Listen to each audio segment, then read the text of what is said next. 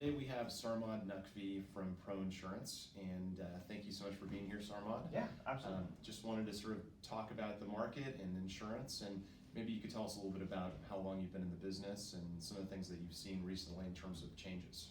Yeah, absolutely. So I've been in the business for a little over 16 years. I've mostly been in the broker market, and I've actually never seen rates getting this bad and insurability being so difficult. We're not seeing it as much in San Francisco, but it's really affecting all the surrounding areas of San Francisco, specifically the North Bay, the South Bay, and it seems like the East Bay is actually the most affected by these impact in rates.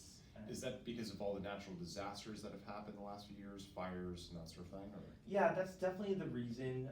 Most of the big time insurance companies have been pretty devastated in terms of losing a lot of money, and now they need to recoup the money for their claims reserves, because if they don't, they really risk going insolvent or bankrupt. So they want to make sure they've basically get enough money back to be able to pay another really big loss. Right.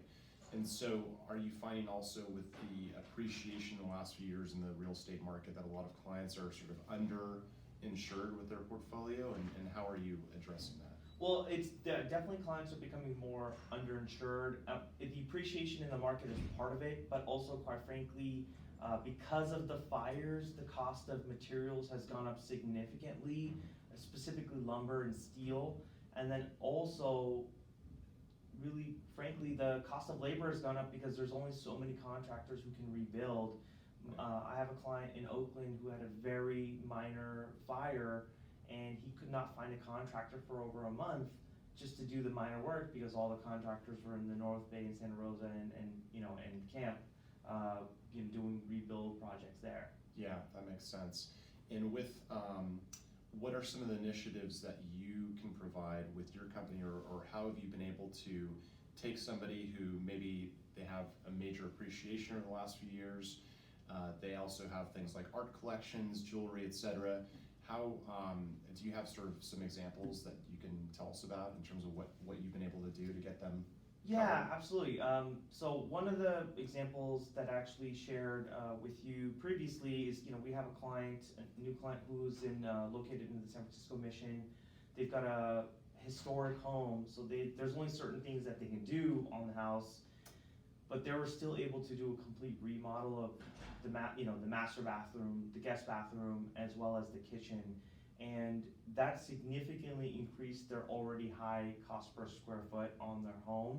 Right. And the way we address that is really doing a detailed review.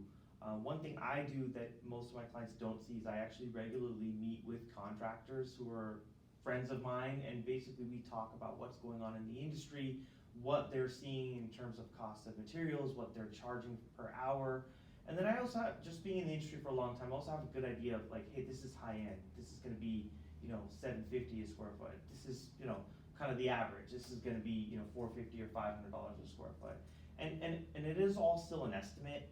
We also add in a lot of cushion with an endorsement called the extended replacement cost to make sure that even if we guess wrong, there's going to be enough to rebuild. So really the best way to go about that is to do insurance reviews. And then how, because the fear from some people is not only am I insured and need to make sure that I'm going to be covered in an emergency situation in terms of replacement costs and making sure that that's accurate, but they might be worried about their rates skyrocketing. So how do you manage that? Well, I mean, people are going to be paying more in insurance now than they have, but the best way to manage it is to also look at other options like deductibles and things like that. For this particular client who's buying in Lafayette, it sounds kind of crazy, but we did a $25,000 deductible, but it was a $4 million replacement cost house. So, it's all relative, and we were even able to add in an endorsement where if they had a total loss, the deductible doesn't have to be paid. So there are several options, and there's a lot of flexibility built in. I think for most average clients, they could, instead of doing a $2,500 deductible, maybe they do a $5,000, or maybe they even do a $10,000 deductible. Right. And yes, they're not going to get those small losses covered, but the statistics tell us most people, when their fence blows down, they're not necessarily actually calling the insurance to get that done anyways.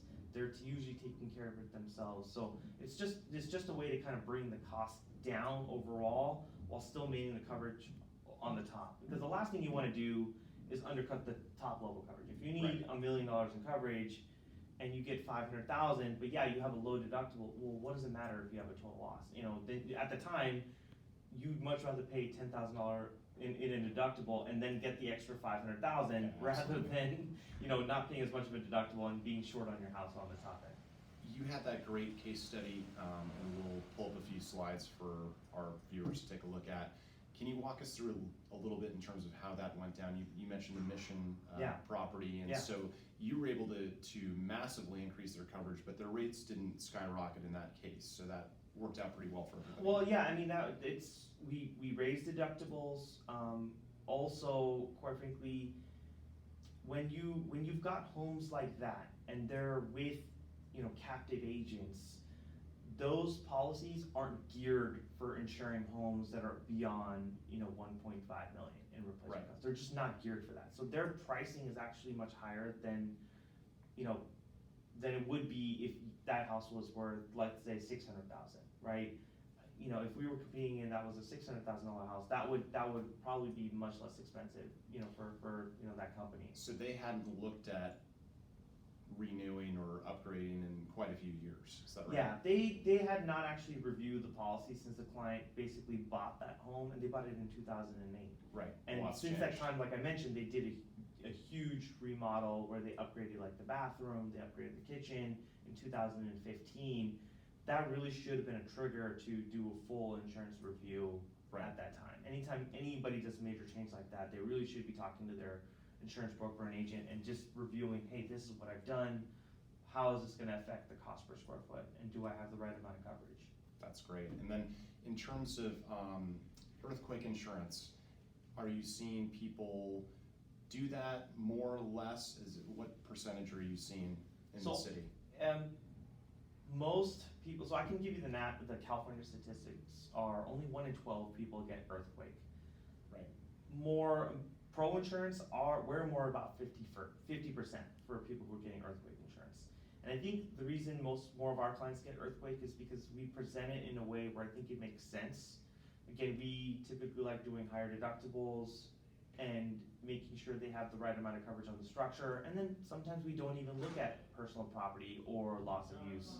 We do that in if the client wants it. But what it ends up doing is creating a policy where it's at least something, because it's better than having zero coverage, right? Because if someone's like, hey, I can't afford to pay $10,000 a year in earthquake insurance, and we structure it in the right way, then that policy is $2,000. Granted, it's not as good coverage as the $10,000 policy, but at least they have something, right? Which is better than nothing. And you know, we talked about earlier how there's really high fire risks around San Francisco. In San Francisco itself, you have a much higher rate of an earthquake risk.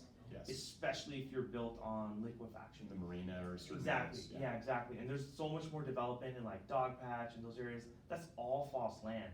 So earthquake over there is much more important than it would be for somebody who's like in the Oakland Hills. Right. So it also depends. So basically, it depends on where they're getting their insurance. And I mean, that's always done on an individual case by case basis, where we kind of look at what's their highest risk, and then we recommend accordingly. Got it. So you're kind of like a doctor. It's important to do a health check once in a while and see where you are. Absolutely. It's more of a financial health check. Absolutely. Right. Got it. Well, thank you so much for coming in today. Appreciate it. And Mr. Armand, thank you. Signing off.